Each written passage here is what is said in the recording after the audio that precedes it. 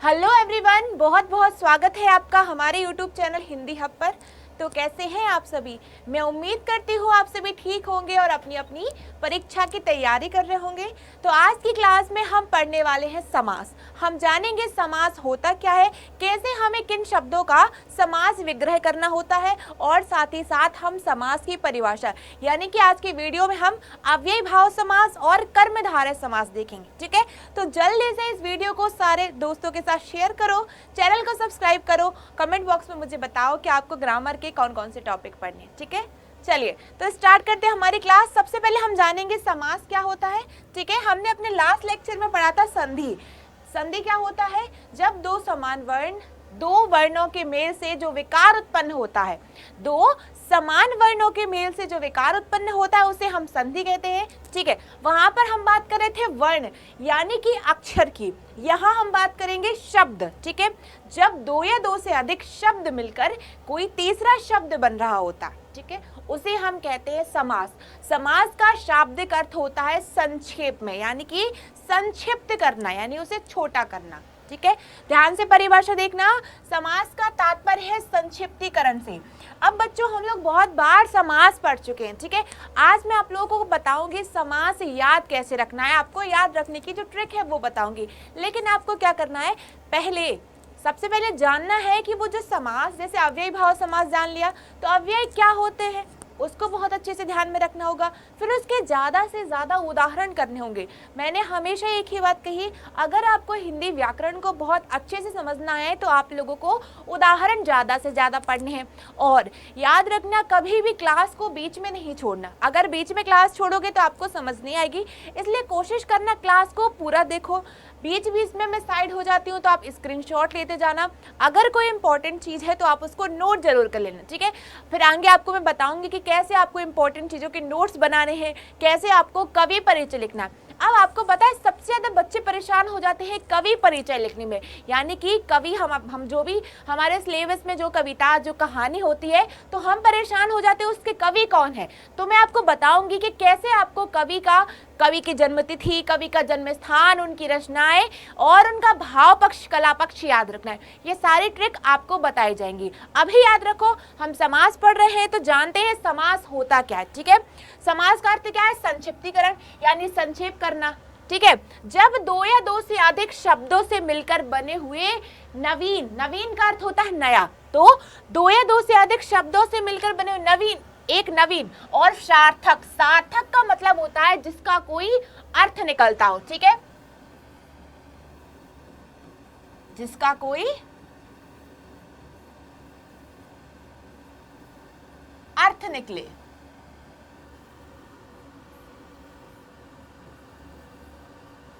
ठीक है, सार्थक का विलोम क्या होता है? निरर्थक, जिसका कोई भी अर्थ ना हो। ठीक है, तो सार्थक मतलब कि दो या दो से अधिक शब्दों से मिलकर जब कोई नवीन शब्द या फिर सार्थक शब्द बनता है उसे हम कहते हैं समास। अब यहाँ पर देख रहे हो उदाहरण में कि रसोई के लिए घर, तो क्या लिखा है? इसे हमने कर दिया रसोई घर, यानी कि इस पूरे के लिए को हटा के इसे हमने कर दिया संक्षिप्त। समास का अर्थ क्या होता है? संक्षिप्तीकरण, यानी कि संक्षिप्त करना मतलब छोटा करना। ठीक है, तो संधि यानी कि दो वर्णों का मेल, और समास जब दो या दो से अधिक शब्द मिलकर कोई तीसरा नया शब्द बनाते हैं जिससे कोई अर्थ निकलता है उसे हम समास कहते हैं। ठीक है, चलिए अब सामासिक शब्द क्या होते हैं पहले इसको समझना। समास के नियमों से निर्मित शब्द सामासिक शब्द कहलाते हैं। वो शब्द जो समास के जो नियम होते हैं उनका पालन करते हैं उन्हें हम कहेंगे सामासिक शब्द। इसे समस्त पद भी कहते हैं। समास होने के बाद विभक्तियों के चिन्ह पर सर्ग, आपने पढ़ा होगा कारक चिन्ह, पढ़ा है कि नहीं? अगर नहीं पढ़ा है तो मैं जल्दी ही आपको उसका वीडियो लेकर आऊंगी जिसमें आपको बताए जाएंगे कारक। ठीक है, कारक के 8 प्रकार होते हैं। कर्ता ने कर्म को करण से के द्वारा, ठीक है, संप्रदान, अपादान, संबंध, अधिकरण और संबोधन, ये होते हैं आपके 8 प्रकार के कारक। अब जब आप आगे तत्पुरुष समास पढ़ेंगे तो उसमें हमेशा कारक चिन्ह या फिर विभक्ति चिन्हों का लोप होता है, इसलिए हम उसे विभक्ति तत्पुरुष समास भी कहते हैं। ठीक है, चलिए अब विग्रह। ठीक है, समास विग्रह। अब जैसे अभी तक हम समास को शब्दों को मिला रहे थे, उन्हें संक्षेप कर रहे थे, ठीक है, वैसे ही अब हमें समास का अलग अलग करना है। विग्रह का मतलब होता है अलग अलग करना, ठीक है। अब आप लोगों ने देखा होगा संग्रहालय, संग्रहालय जहां पर बहुत सारी वस्तुओं को इकट्ठा किया जाता है। तो संग्रह क्या अर्थ होता है? इकट्ठा करना। उसका उल्टा होता है, उसका विलोम शब्द होता है विग्रह करना, यानी कि शब्दों को अलग अलग करना, ठीक है। जैसे आप लोगों ने देखा होगा, हम जैसे उसको संधि को संधि विच्छेद करते हैं ना, वर्ण को अलग अलग करते हैं, ठीक बिल्कुल वैसे ही आपको समास का विग्रह करना होता है, ठीक है। बिल्कुल नियम एक जैसे है, बस आपको ध्यान रखने की जरूरत। अब याद रखना, ये जो समास का जो विषय है, ये जो टॉपिक है, ये हमेशा से ही परीक्षा में पूछा जाता है, चाहे वो यूपी बोर्ड हो, चाहे वो बिहार बोर्ड हो, कोई भी बोर्ड हो, आपको हमेशा ही समास से प्रश्न पूछे जाते हैं। और प्रश्न कैसे पूछे जाएंगे? आपको कोई एक शब्द आएगा, आपसे कहा जाएगा कि इस शब्द का समास विग्रह कीजिए, साथ ही साथ उसमें बताइए कि कौन सा समास है। तो बच्चों, अगर आपने एक बार उस समास को, नियम को, उसके लक्षण को अच्छे से पहचान लिया, फिर उस समास से कोई भी क्वेश्चन आ जाए, आपका क्वेश्चन कभी भी गलत नहीं होगा। अभी तो ठीक है बोर्ड एग्जाम्स के लिए, आगे अगर कोई आप प्रतियोगी परीक्षा की तैयारी करेंगे तब भी आपको समास से प्रश्न पूछे जाएंगे, तो आपसे उत्तर बन जाएंगे। तो वीडियो को बहुत ध्यान से देखना और लाइक और शेयर जरूर करना है, ठीक है। चलिए अभी ध्यान दीजिए, क्या है कि सामासिक शब्दों के बीच के संबंधों को स्पष्ट करना क्या कहलाता है? समास विग्रह। विग्रह के पश्चात सामासिक पदों का लोप होता है। लोप मतलब होता है गायब हो जाता है। जैसे यहाँ पे लिखा है राजपुत्र, राजपुत्र तो क्या लिखा दिया? राजा का पुत्र, ठीक है। चलिए अब सबसे पहले समझते हैं, समास के दो पद होते हैं, पूर्व पद और उत्तर पद। यहां पर लिखते हैं शब्द रसोई घर, ठीक है। तो कैसे लिखेंगे? रसोई धन घर। तो ये हो जाएगा इसका पूर्व पद और ये हो जाएगा इसका उत्तर पद। समास विग्रह क्या हो जाएगा? रसोई के लिए घर।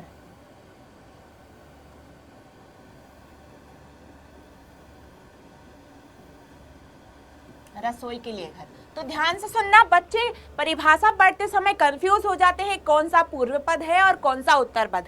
तो ये हो जाएगा आपका प्रथम पद जो होता है रसोई शब्द। मान लो कोई एक शब्द है, ठीक है, शब्द है, इसको हमने अलग अलग किया तो दो शब्द बन रहे हैं उससे, रसोई घर। तो जो पहला शब्द होगा उसे कहते हैं हम पूर्व पद, और जो दूसरा शब्द होगा उसे हम कहते हैं उत्तर पद, ठीक है। तो पूर्व पद और उत्तर पद। अब समास की परिभाषा, किसी समास में पूर्व पद प्रधान होता है तो किसी समास में उत्तर पद, यानी किसी समास में पहला शब्द, पद का अर्थ होता है शब्द,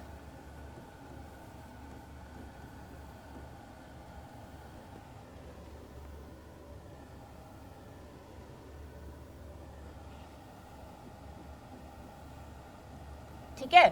तो किसी समास में आप देखेंगे पूर्व पद प्रधान होता है तो किसी समास में उत्तर पद प्रधान होता है। तो आपको याद रखना है, अगर पूर्व पद प्रधान है तो उसमें समास में कौन सा नियम लग रहा है, और अगर उत्तर पद प्रधान है तो उसमें समास का कौन सा नियम लग रहा है। जो नियम लगेगा वही समास हो जाएगा, ठीक है। तो याद रखना, कंफ्यूज नहीं होना, पूर्व पद और उत्तर पद क्या होते हैं, ठीक है। चलिए अब समास कितने प्रकार के होते हैं? तो समास 6 प्रकार के होते हैं, ठीक है। आप लोगों के सिलेबस में, यानी कि बोर्ड एग्जाम्स के सिलेबस में यही तरीका है, समास के 6 प्रकार होते हैं। अब जब आप आगे कोई सीटेट सुपरटेट की तैयारी करेंगे ना, तब आप देखेंगे कि समास सिर्फ बताएंगे वो 3 प्रकार की, और 2 प्रकार वो तत्पुरुष समास में ही आ जाएंगे, तत्पुरुष समास में ही कर्मधारय समास। लेकिन अभी आपको ये सब नहीं जानना है, अभी आपके बोर्ड एग्जाम्स के सिलेबस में बस यही है, ठीक है। तो याद रखना, समास 6 प्रकार के होते हैं।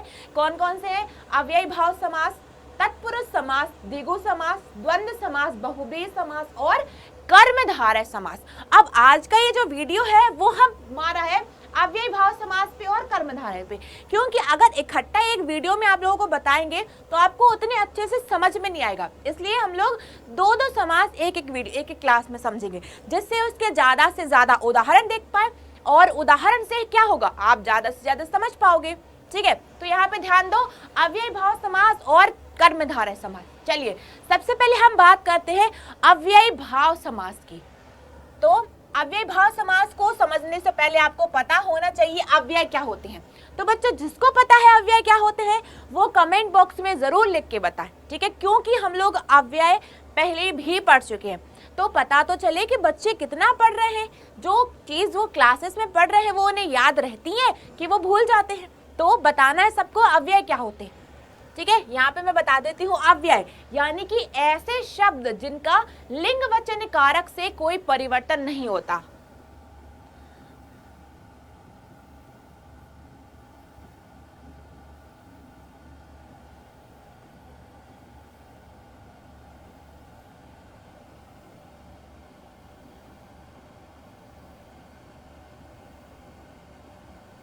लिंग वचन कारक काल से कोई परिवर्तन नहीं होता।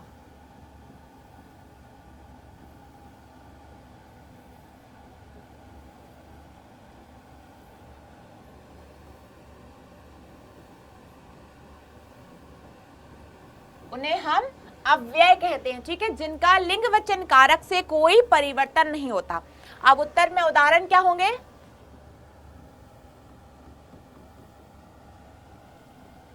यहाँ, वहाँ, इधर, उधर,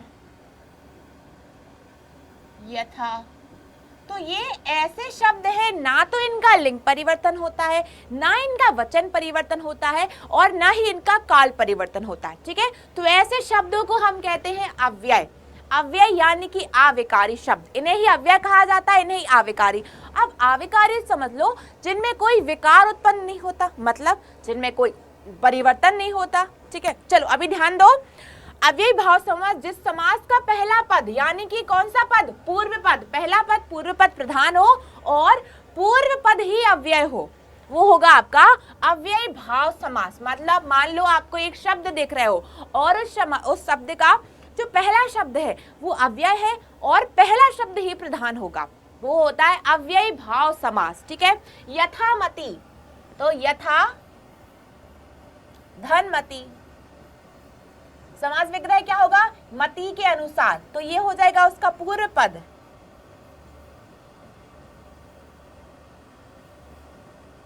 और ये हो जाएगा उसका उत्तर पद, ठीक है। तो जिसका पूर्व पद अव्यय हो और पूर्व पद ही प्रधान हो वो होता है आपका अव्ययी भाव। अब याद रखना इसका जो पूर्व पद होगा वो हमेशा कोई ना कोई उपसर्ग होगा, ये उसको याद रखने की ट्रिक है कि इसमें हमेशा पूर्व पद उपसर्ग होगा। उपसर्ग पता है आप लोगों को? ऐसे शब्द जो किसी शब्द के प्रारंभ में लगकर उसका अर्थ बदल देते हैं उसे हम कहते हैं उपसर्ग, ठीक है। उपसर्ग के वैसे ही आप लोगों ने प्रत्यय भी पढ़े होंगे, ऐसे शब्द जो किसी शब्द के अंत में लगकर उसका अर्थ बदल दे वो कहलाते हैं प्रत्यय, ठीक है। तो यहाँ पे याद रखना है पहला पद होगा आपका अव्यय और पहला पद ही प्रधान होगा, ठीक है, और पहला पद हमेशा कोई ना कोई उपसर्ग ही होगा, वो होगा आपका अव्ययी भाव समास। जल्दी से उदाहरण देख लो, आजीवन, आजीवन का समास विग्रह क्या होगा? जीवन भर। यहाँ पे ये आ उपसर्ग लगा दिया, यथा उपसर्ग लगा दिया, ठीक है। तो अब इसका समास विग्रह करना जरा ध्यान से देखना, क्या होगा? आजीवन मतलब कि जीवन भर, ठीक है। यथा सामर्थ्य यानी सामर्थ्य के अनुसार, सामर्थ्य का तात्पर्य यहाँ पर है शक्ति, ठीक है।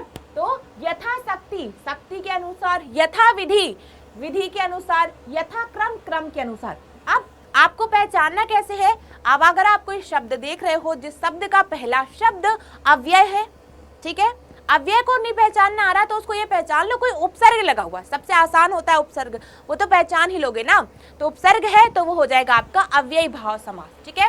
फिर प्रतिदिन, तो भाई प्रति उपसर्ग लगा है, बेशक बे, निडर में नी उपसर्ग, निस्संदेह प्रतिवर्ष। तो जहां पर आप उपसर्ग दिख रहा हो उपसर्ग ही यहाँ पर है अव्यय, ऐसा शब्द जिसका लिंग वचन कारक से कोई परिवर्तन नहीं होता, ठीक है। क्या बना है, प्रतिदिन यानी कि प्रत्येक दिन, प्रति माह हो जाएगा यहाँ।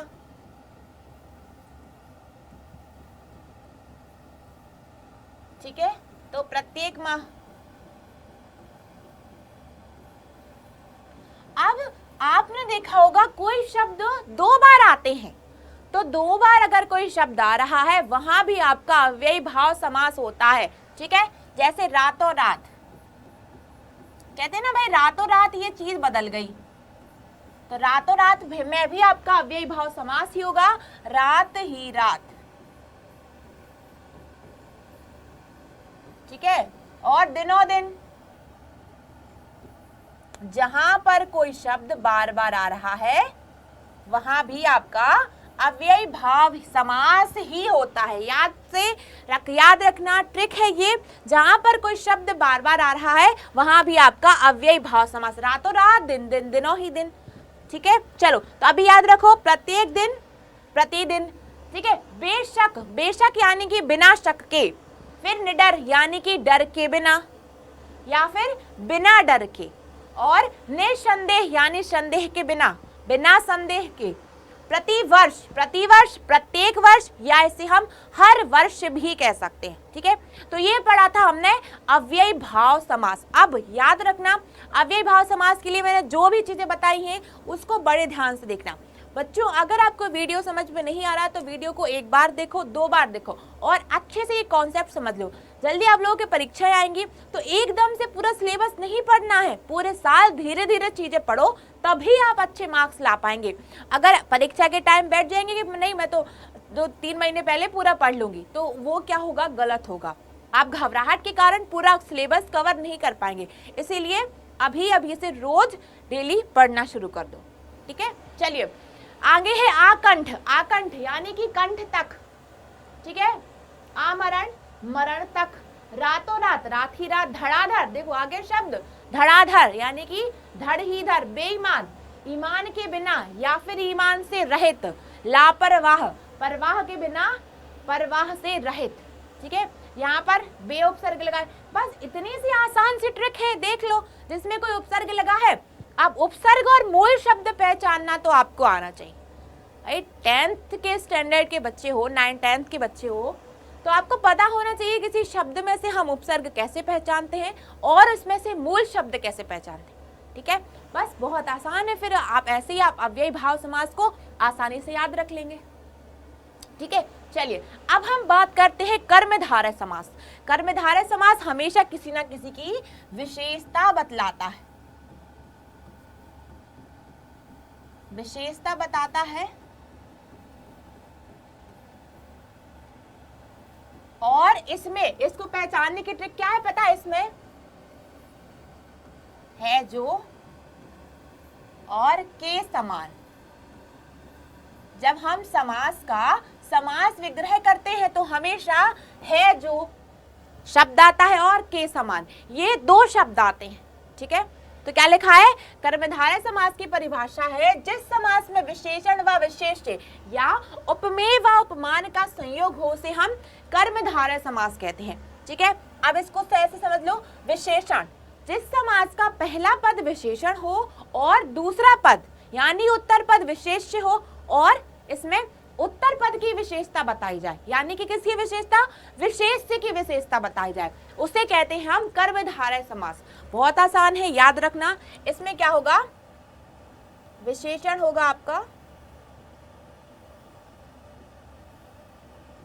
पूर्व पद और विशेष्य होगा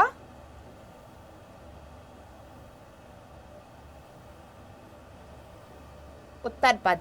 ठीक है, और क्या होगा, विशेष्य की ही विशेषता बताई जाएगी। ठीक है, मान लो शब्द है नीलकमल,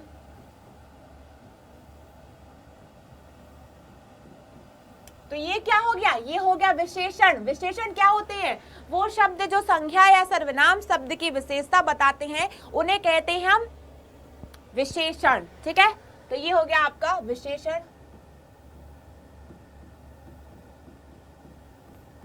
ये हो गया आपका विशेष्य।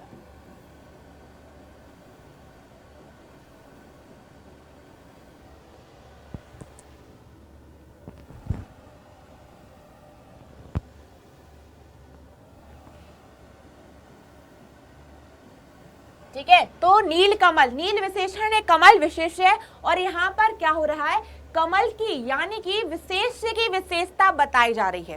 ठीक है, तो ये हो जाएगा आपका कर्मधारय समास। याद रखना हमेशा इसमें है जो और के समान शब्द का प्रयोग होता है। ठीक है, उदाहरण देख लो, लिखा है वीर बाला, तो वीर बाला का क्या हो जाएगा, वीर है जो बाला। अब इसमें बाला क्या हो जाएगा, विशेष्य, वीर हो जाएगा विशेषण, तो जिसमें विशेष्य की विशेषता बताई जा रही है। ठीक है, वीर बाला, तो वीर है जो बाला। महाकवि, महान है जो कवि, महान है जो कवि। महात्मा, महान है जो आत्मा, है जो शब्द आ रहा है, आत्मा की विशेषता बताई जा रही है, यानी कि उत्तर पद इसमें प्रधान होता है, उत्तर पद ही विशेष्य होता है, उत्तर पद ही प्रधान होता है, और उत्तर पद की ही विशेषता बताई जाती है, वो होता है आपका कर्मधारय समास। ठीक है, महासागर, महान है जो सागर, सागर की विशेषता बताई जा रही है। नील कमल, नीला है जो कमल। ठीक है, और उदाहरण है आपके परमात्मा, परम है जो आत्मा। महेश्वर, महान है। अब यहाँ पे ध्यान देना, महेश्वर शब्द आ रहा है, तो महेश्वर में क्या हो जाएगा, महान है जो ईश्वर, है जो। ठीक है, फिर मुख कमल, मुख कमल अर्थात कमल के समान मुख है, तो के समान आ गया। घन श्याम, घन के समान है जो, अर्थात श्याम। का पुरुष मतलब कि कायर है जो पुरुष। ठीक है, अब यहाँ पे बच्चों सबसे ज्यादा बच्चे हो जाते हैं कंफ्यूज कर्मधारय समास और बहुब्रीहि समास में। तो आज के इस वीडियो में आने आपको कर्मधारय समास को समझने की पूरी ट्रिक बता दी। ठीक है, हमारा जो नेक्स्ट वीडियो होगा वो होगा बहुब्रीहि समास पे। तब इनमें कोई भी कंफ्यूजन है तो जरूर कमेंट बॉक्स में बताना, क्योंकि कर्मधारय बिल्कुल अलग होता है और बहुब्रीहि समास बिल्कुल अलग होता है। ठीक है, चलिए, तो आज की जो क्लास थी, इस क्लास में हमने पढ़ा है समास, जाना समास क्या होता है, समास विग्रह कैसे करते हैं, और समास कितने प्रकार का होता है। साथ ही साथ हमने अव्ययी भाव समास जाना कि अव्ययी भाव समास जिस समास का पहला पद अव्यय हो और पहला पद ही प्रधान हो। अव्यय यानी कि यहाँ पर उपसर्ग से हमने ट्रिक से पहचान लिया। ठीक है, फिर कर्मधारय समास, कर्मधारय समास जिसमें विशेषण और विशेष्य होते हैं। तो पूर्व पद तो होता है विशेष्य, पूर्व पद होता है विशेषण, और उत्तर पद होता है विशेष्य, और उत्तर पद की ही प्रधानता बताई जाए। ठीक है, महात्मा, महान है जो आत्मा। ठीक है, इस तरह से आपको याद रखना है अव्ययी भाव समास और कर्मधारय समास। तो बच्चों, मुझे उम्मीद है कि ये क्लास देख के आपको अब समास में कोई भी परेशानी नहीं होगी। और क्या करना है, जल्दी से जल्दी चैनल को सब्सक्राइब करो, जिससे आपको हिंदी व्याकरण से संबंधित पूरे वीडियो इस चैनल पर मिलेंगे। चलिए, तो जल्दी से वीडियो को शेयर करो, लाइक करो, और मुझे कमेंट बॉक्स में बताओ कि अगर इसमें कोई डाउट है वो भी बताओ, और अगर कोई और टॉपिक पढ़ना है वो भी बताओ, फिर आपको उसी टॉपिक पे अपना अगला वीडियो मिलेगा। चलिए, तो मिलते हैं हम हमारे नेक्स्ट वीडियो में, तब तक के लिए अपना ध्यान रखिए। Bye bye, take care.